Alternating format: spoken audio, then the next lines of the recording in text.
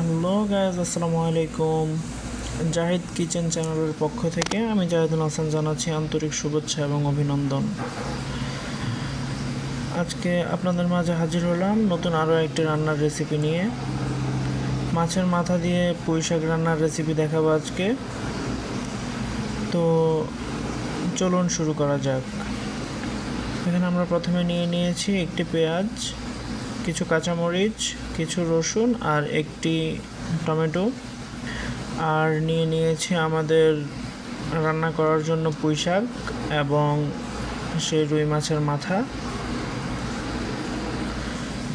তো আমরা প্রথমে পেঁয়াজ এবং মরিচ রসুনগুলোকে কুচি কুচি করে কেটে নেব এবং আমাদের পুঁই শাকটাকেও ভালোভাবে কেটে ভালোভাবে পরিষ্কার করে নিতে হবে, পানি দিয়ে ধুয়ে ভালোভাবে ক্লিন করতে হবে।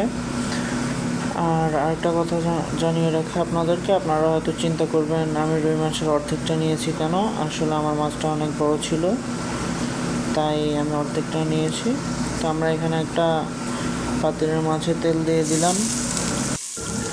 তেল গরম হয়ে এলে এখানে কেটে রাখা পেঁয়াজ, মরিচ, রসুন এবং টমেটোগুলোকে দিয়ে দিতে হবে। তারপর 2-1 মিনিট পরে যখন এগুলো একটুখানি নরম হয়ে আসবে, পেঁয়াজগুলো যখন এমনটা কালার হয়ে আসবে, তখনই পরিমাণ মতন হলুদ গুঁড়ো দিয়ে দিচ্ছি, মরিচ গুঁড়ো এবং দিয়ে দিচ্ছি সাথে কারি পাউডার। প্রাণ কোম্পানির কারি পাউডারটা সবসময় আমরা ব্যবহার করি, খুবই ভালো। তারপর দিয়ে দিচ্ছি 1 চামচ রসুন বাটা, দিয়ে দিচ্ছি একটুখানি আদা বাটা এবং পরিমাণ মতন লবণ। তো যা স্বাদ অনুসারে লবণ নিয়ে নেবেন, নিয়ে ভালো করে নেড়ে এগুলাকে মিক্স করতে হবে। ভালো করে নেড়ে মিক্স হয়ে আসলে তারপর আমরা এখানে অ্যাড করে দেব কিছুটা পানি, যাতে মশলাটা পুড়ে না যায় আর কি। পানি না দিলে মশলাটা পুড়ে যাওয়ার সম্ভাবনা থেকে যায়, তাই আমরা পানিটা দিয়ে কিছুক্ষণের জন্য ঢেকে রাখবো।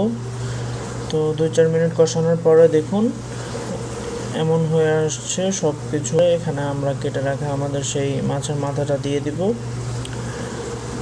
মাছের মাথাটা দিয়ে আমরা একটুখানি অপেক্ষা করতে হবে।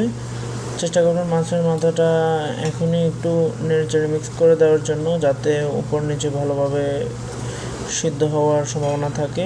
একটুখানি ঢেকে দিবেন।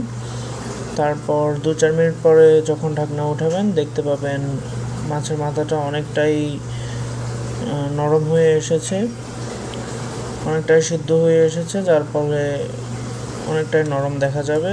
আপনি যখন নাড়তে থাকবেন তখন দেখতে পাবেন মাছের মাথাটা একদমই নরম, ভেঙে গিয়েছে।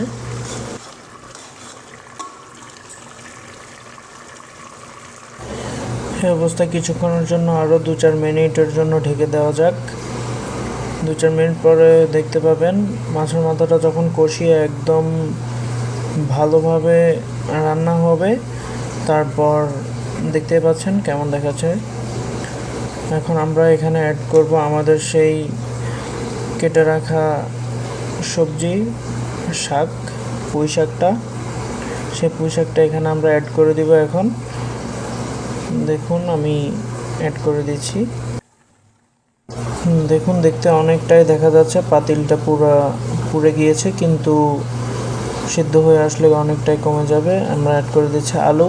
আসলে পুঁই শাকের সাথে আলু দিতে আমার খুব ভালো লাগে। আমি প্রায় সব সবজির সাথেই একটু একটু আলু দিয়ে থাকি, কারণ আলু আমার খুব পছন্দের। আলু আমি প্রচণ্ড খাই, আমার পছন্দের একটা সবজি। আলু ও পুঁই শাকটা অ্যাড হয়ে যাওয়ার পরে কিছুক্ষণ সময়ের জন্য ঢেকে দিব, যাতে কিছুটা পানি বেরিয়ে এগুলো একটু কমে আসে। অল্প কিছু সময় ঢেকে রেখেছিলাম, প্রায় 4-5 মিনিট পর দেখতে পাচ্ছেন এগুলো থেকে, শাক থেকে অনেকটা পানি বেরিয়ে এসেছে, যার কারণে আমাদের নাড়তে সুবিধা হবে। তো একটুখানি নেড়ে দিয়ে আবার 2-4 মিনিটের জন্য রেখে দিবেন ঢাকনা দিয়ে। কিছুক্ষণ পরে দেখা যাক, আবার দেখতে পাচ্ছেন মাশাআল্লাহ অনেক সুন্দর রকমের একটি কালার চলে এসেছে। প্রায় আমাদের এটা হয়ে আসার পথে, তার মাঝে দিয়ে আমি 2-4 বার নেড়ে দিয়েছি, যা আপনাদেরকে দেখানো হয় নাই, ভিডিও লেন্থ অনেক বড় হয়ে যাবে। আমি পরিবেশন করে আপনাদেরকে দেখাচ্ছি। মাশাআল্লাহ, দেখুন কতটা সুন্দর হয়েছে এবং ভীষণ সুস্বাদু হয়েছে খেতে। মাশাআল্লাহ, পুঁই শাক আমার খুবই পছন্দের একটি সবজি। তো এমনই নতুন নতুন রান্নার রেসিপি ও ভিডিও দেখতে হলে আমাদের চ্যানেলটি সাবস্ক্রাইব করবেন, আমাদের পাশেই থাকবেন অবশ্যই। আল্লাহ হাফেজ।